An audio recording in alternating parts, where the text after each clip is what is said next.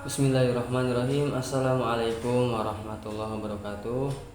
Alhamdulillahirrabbilalamin. Pada kesempatan kali ini kita akan bersama-sama membahas tentang yang namanya sholat Jumat.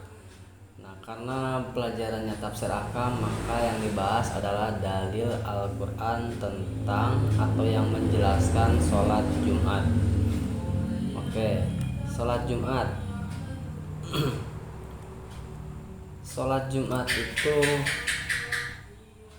kewajiban bagi semua kaum muslimin, ya, dilaksanakan pada hari Jumat setiap 7 hari sekali atau seminggu sekali dilaksanakan pada hari Jumat.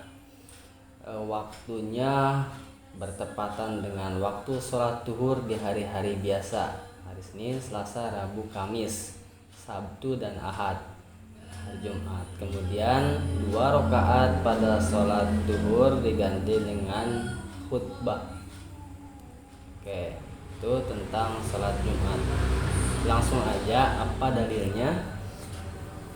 Dalil Al-Quran yang menjelaskan tentang sholat Jumat, ya, kita ambil dari surat Al-Jumu'ah ayat 9 sampai 10 yang berbunyi, A'udzu billahi minasyaitonir rajim.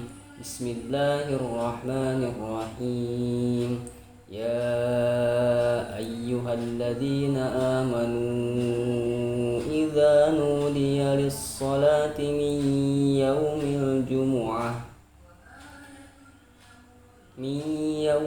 jumu'ati fas'au ila dzikrillah wa dzarul bai' dzalikum khairul lakum in kuntum ta'lamun.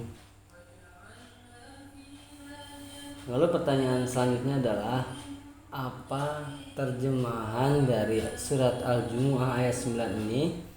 Baiklah, artinya yaitu, hai orang-orang yang beriman, apabila diseru untuk menunaikan sholat pada hari Jumat, maka bersegeralah.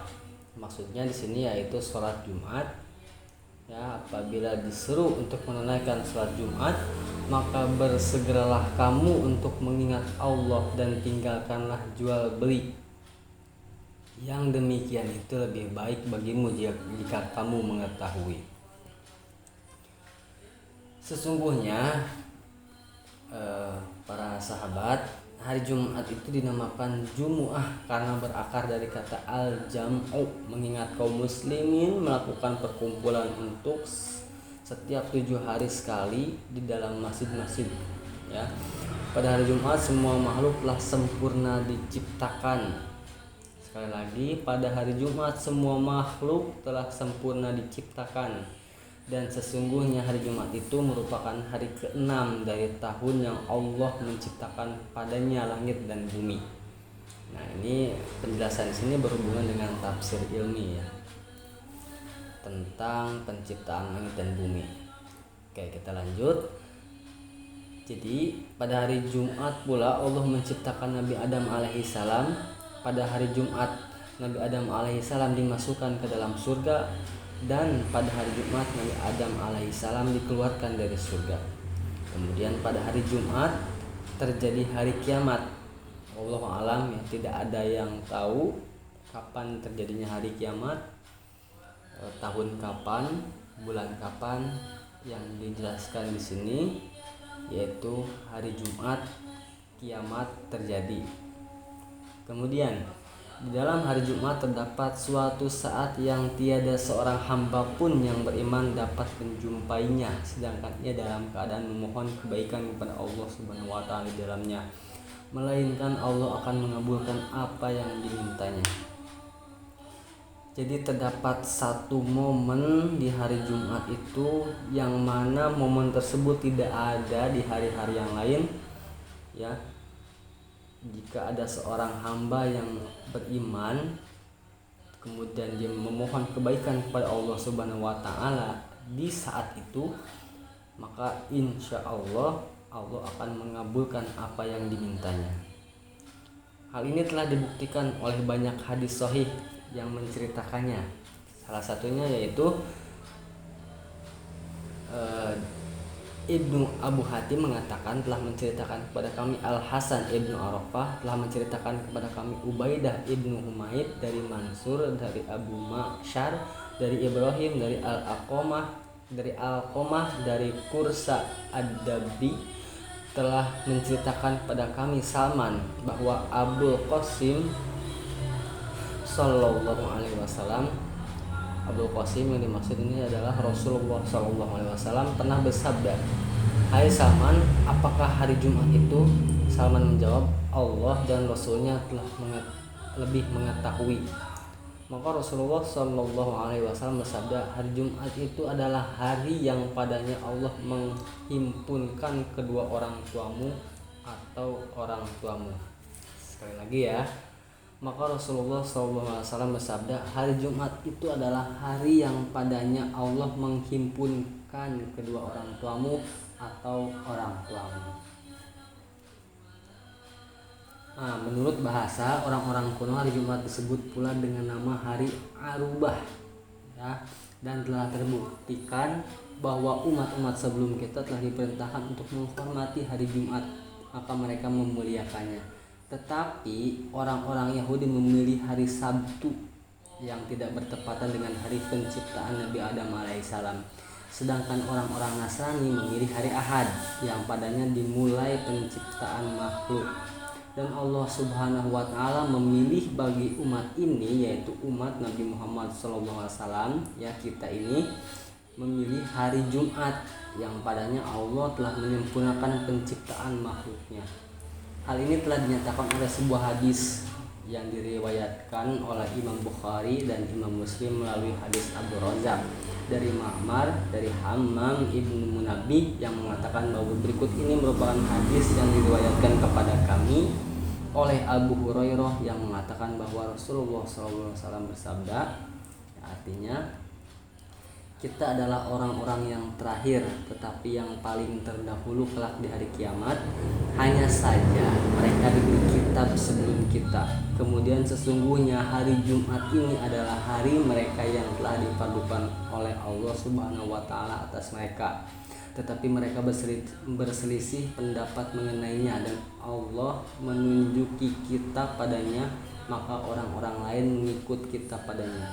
Orang-orang Yahudi besok dan orang-orang Nasrani sesudah besok. Nah, maksudnya orang Yahudi memilih hari Sabtu, orang Nasrani memilih hari Ahad, dan kita umat Nabi Muhammad SAW, ya, Allah telah memilih hari Jumat untuk kita.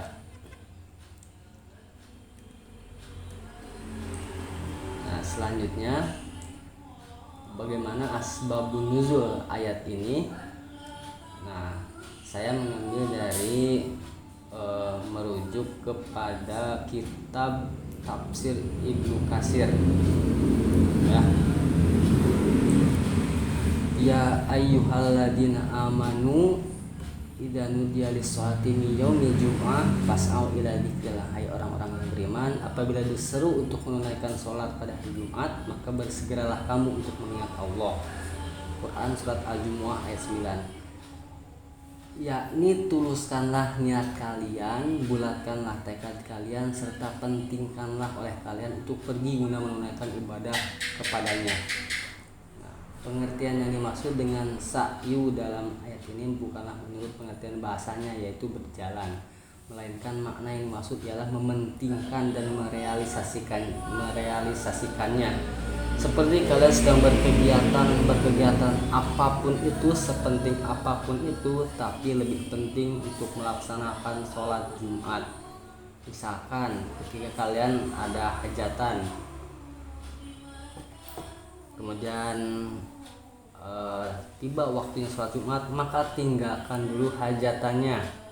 Nah, biarkan kaum perempuan yang menjaga hajatannya, kaum laki-laki sholat Jumat, karena sholat Jumat ini hukumnya fardu ain bagi laki-laki, ya. Nah, adapun sedikit penjelasan tentang yang diwajibkan sholat Jumat itu siapa? Muslim yang sudah balik dan berakal. Nah, jadi kalau nggak mau sholat Jumat ya hilangkan akalnya. Kemudian yaitu laki-laki, bagi para laki-laki, kemudian orang yang merdeka, bukan budak sahaya ya, dulu ada yang namanya perbudakan, hamba sahaya atau budak. Nah, orang yang merdeka, kemudian orang yang menetap, bukan musafir atau orang yang sedang bepergian, kemudian orang yang tidak memiliki halangan atau uzur yang dapat mencegahnya menghadiri sholat Jumat, kemudian orang sakit yang membuatnya tidak mampu menghadiri sholat Jumat. Nah, itu ada beberapa kategori yang diwajibkan untuk sholat Jumat ya. Kalau tidak ada uzur syar'i ya wajib sholat Jumat, hukumnya fardu ain. Nah, seperti itu. Selanjutnya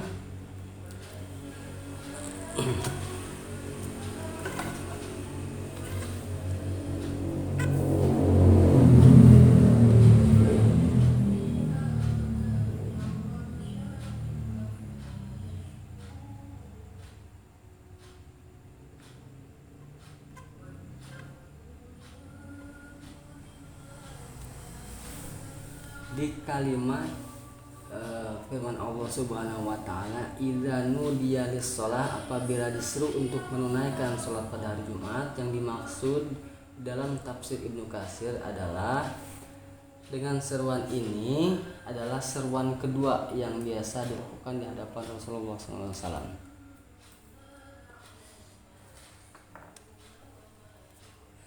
Apabila beliau atau Rasulullah SAW keluar dari rumahnya dan duduk di atas mimbarnya, maka pada saat itulah azan diserukan di hadapannya. Adapun mengenai seruan pertama yang ditambahkan oleh Amirul Mukminin Utsman bin Affan radhiyallahu an, sesungguhnya hal itu dilakukan mengingat banyaknya orang-orang, sebagaimana yang diriwayatkan oleh Imam Al-Bukhari. Disebutkan bahwa telah menceritakan kepada kami Adam ibnu Abu Iyas, telah menceritakan kepada kami Ibnu Abu Zi'ib dari Az-Zuhri dari As-Sa'ib ibnu Yazid yang mengatakan bahwa dahulu seruan azan pada Jumat mula-mula dilakukan apabila imam telah duduk di atas mimbar di masa Rasulullah SAW. Sayyidina Abu Bakar radhiyallahu an dan Umar radhiyallahu an, dan ketika masa pemerintahan Utsman ibnu Affan radhiyallahu an telah berlangsung beberapa masa dan orang-orang bertambah banyak, maka ditambahkanlah seruan yang kedua di atas Az-Zawra, yakni diserukan azan di atas semua rumah yang dikenal dengan sebutan Az-Zawra, yang merupakan rumah yang tertinggi di Madinah pada masa itu, berada di dekat masjid. Nah, seperti yang kita rasakan ya kaum laki-laki, bahwasanya sholat Jumat itu ada dua azan. Yang pertama azan untuk menyerukan bahwasanya waktu sholat Jumat, kemudian setelah itu sholat qobliyah Jumat. Nah, setelah itu ada azan lagi. Nah, itu maksudnya dua kali azan. Kemudian di firman Allah Subhanahu wa taala pada kalimat wadzarul bai'a, dan tinggalkanlah jual beli, yakni bersegeralah untuk mengingat Allah dan tinggalkanlah olehmu jual beli bila sholat telah diserukan. Karena itulah maka para ulama sepakat bahwa haram melakukan jual beli sesudah azan kedua. Nah, maksudnya azan kedua itu setelah azan pertama, kemudian sholat qobliyah Jumat, kemudian ada lagi azan kedua. Nah, itu ulama sepakat haram melakukan jual beli nah sesudah azan kedua. Tetapi mereka berselisih pendapat mengenai masalah jual beli secara mu'atah, bayar dan terima tanpa ijab qabul. Ada dua pendapat mengenainya, tetapi menurut makna lahiriah ayat, hal itu tidak sah juga, sebagaimana yang dijelaskan secara lengkap di tempatnya. Hanyalah Allah yang maha mengetahui. Kemudian firman Allah Subhanahu wa taala di kalimat dzalikum khairul lakum in kuntum ta'lamun, yang demikian itu lebih baik bagimu jika kamu mengetahui, yaitu kamu tinggalkan jual beli dan kamu bergegas untuk mengingat Allah dan sholat adalah lebih baik bagimu, yakni bagi kehidupan dunia dan akhirat jika kamu mengetahui. Nah, maksudnya ya apabila yang tadi sudah dijelaskan, apabila kita sedang berkepentingan atau melakukan aktivitas kegiatan apapun, apabila disuruhkan untuk melaksanakan sholat Jumat, maka tinggalkanlah aktivitas itu dan kegiatan itu dan bersegeralah untuk melaksanakan sholat Jumat, karena ini hukumnya fardu ain. Ya, jual beli aja tinggalkan dulu. Itu lebih baik. Di ayat Al-Quran ini dijelaskan bergegas untuk mengingat Allah dan sholat itu lebih baik, yakni bagi kehidupan dunia dan akhiratmu. Nah, jika kamu mengetahui, sayangnya orang-orang hanya memikirkan secara logika saja, ya, tanpa dan orang-orang banyak yang tidak mengetahui ya, bahwasanya dengan meninggalkan aktivitas ketika itu dan bergegas menuju sholat Jumat, bahwasanya itu lebih baik ya. Nah, orang-orang tidak menyadari hal itu. Maka di akhir ayat ini, dzalikum khairul lakum in kuntum ta'lamun, jika kamu mengetahui, seperti itu.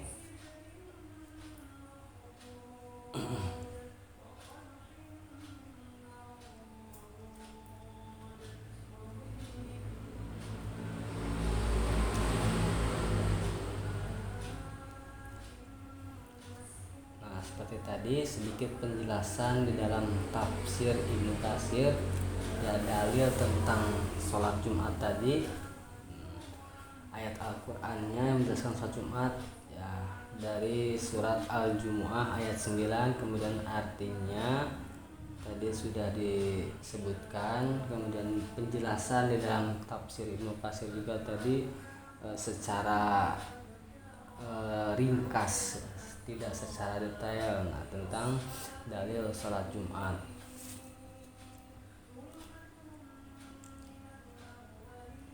Oke, cukup sekian penjelasan tentang sholat Jumat ya. Yang perlu diingat itu dalil Al-Qur'annya apa, terjemahnya apa, penjelasan dalam tafsir Ibnu Katsirnya bagaimana. Sekian dan terima kasih, semoga bermanfaat di dunia dan akhirat. Wabillahi taufiq wal hidayah. Wassalamualaikum warahmatullahi wabarakatuh.